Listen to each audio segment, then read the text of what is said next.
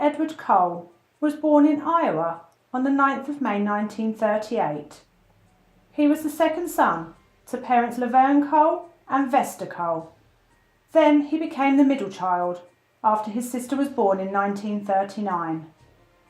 His father found work in a shipyard and moved his family to California. When America entered the Second World War, Laverne left his family to help the cause, as many men did at this time.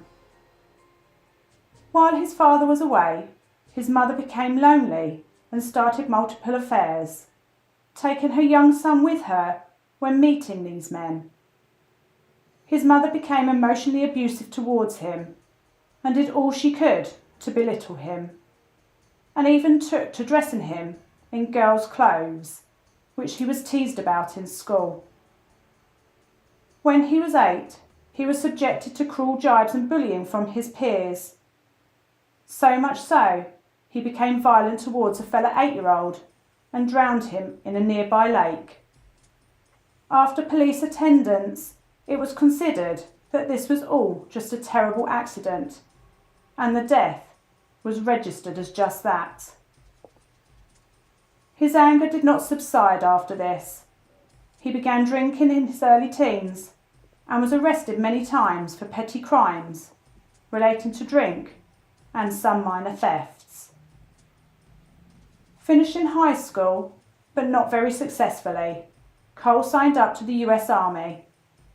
But this was not to last long, as he was given a discharge for stealing guns in 1958. This was the start of Cole's murdering intent, which brought horror to all who were involved. In 1960, Cole travelled to Lover's Lane, a predominant place for courting couples to park up. He saw many of these couples together and saw red. All he could think about was his mother cheating on his father, who was away fighting a war. He attacked 2 separate couples in their car. He fled the scene, but felt as though he needed help from the authorities. So he called the police on himself, confessing that he had fantasies involving strangling women. He was taken in and spent time in various hospitals for those with mental conditions. He confessed what his mother had done and how this had affected the relationships with women, and told them all about how he wanted to kill a woman by strangling her. Many employees had stated that if he was let out of hospital, he would act on these fantasies. However, they were not listened to and he was released. Cole stayed in these institutes for around 3 years. The last stay was at Stockton State Hospital, where Dr. Weiss conducted many assessments and wrote that he seemed to be afraid of women and would need to kill a woman first before he was able to have sexual intercourse with her. After these damning words were written, Cole was back on the streets. This time, he moved to Dallas, Texas, where his brother Richard resided. He met a woman called Billy Whitworth. She was a prostitute with a love for alcohol. Not the greatest of combinations for a man with a hatred towards women. She was going about her business in her usual fashion when the motel room she was supposed to be in was burned to the ground by none other than her current boyfriend Cole, with the presumption that she was cheating on him. He was arrested for arson and sent to prison, but only for a short while. Luckily, the girl survived. She was asleep in her room when a man came in through the window and laid hands on her throat. She screamed and scared him off. He was caught and he was sentenced to a further 5 years back in prison, where he could get the help he so desperately needed. But no, without help, he was freed again in just a few years into his sentence. When he was released, he made his way back to Nevada. Along the way, he attacked further women. Both of these women he tried to strangle. Again, he asked the authorities for help. The doctors listened to him, then sent him on a bus to San Diego. On the 7th of May 1971, Cole met a lady called Essie, who he befriended, and ended up having a few drinks with. After this, she got into his car, and this was the last anyone saw of Essie. She was murdered and left in his car boot until he callously dumped her body.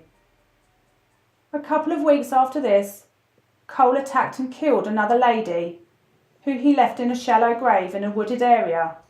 Her body was not identified. In July 1973, a young barmaid caught Cole's eye. She was called Deanna Paschal. She was an alcoholic too. He seemed to attract the same type of woman, the type who was no good for him. Cole left the marital home for days at a time, with no word to his wife regarding his whereabouts. While he was gone, he committed murders of innocent women, all of who he strangled, just like he said he would. This marriage was not happy and ended in 1979, when Paschal died. She was found stuffed into a closet, wrapped in a blanket.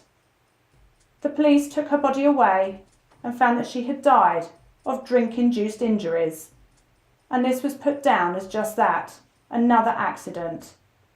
Cole was released with no charge after questioning. 1979, Cole left and headed to Las Vegas, where he met Marie Cushman. After a short time together, he strangled her after having sex with her. He moved on quickly and went to Dallas, where he continued with his killings and killed 3 more women, all strangled. Cole was picked up by the police due to the fact that he was the suspect of the second murder and was found on the scene of the third. The police began to rule out Cole as a suspect in all of the murders when he surprisingly confessed to the murder of 14 women over a 9-year period. Remanded in custody, he began to tell tales of many more murders, hoping that these would add fuel to the claim that he was insane, and a plea to that fact would help his case. In April 1981, Cole was charged formally with 3 murders which he committed in Texas and was sentenced to life in prison and would serve his time at the Huntsville prison. 1984 came and brought the news to Cole that his mother had died. He had on many occasions told the police that she was the reason for his killings, that every time he put hands round a woman's throat, he pictured it was his mother each and every time. He had made reference to the fact that all the women he killed were unfaithful and were often joking about their infidelity, which angered Cole, and again reminded him of his mother's cheating ways on his father, who was at the time serving his country proudly in a war. In a book that he penned while in prison, Cole admitted to the killing of 8-year-old Dwayne at the lake, and also the killing of his wife. After the death of his mother, Cole agreed to be tried for further murders that he had committed, and this could result in him facing the death penalty, something which he now welcomed. Once tried in October 1984, he faced the lethal injection, a death penalty passed, to which Cole simply said, "Thanks, Judge," upon handing him this state. Anti-death penalty campaigners offered to take his case and get the sentence commuted to life in prison instead. Cole refused the help. He was taken to the chair and given the lethal injection, which ended his life and over 30 years of criminal acts, including many counts of murder. The amount of people killed could be up to 35, but 14 women were named. On December the 6th, 1985, Carroll Edward Cole died after requesting a salad and fries with a hefty amount of cookies as his last meal.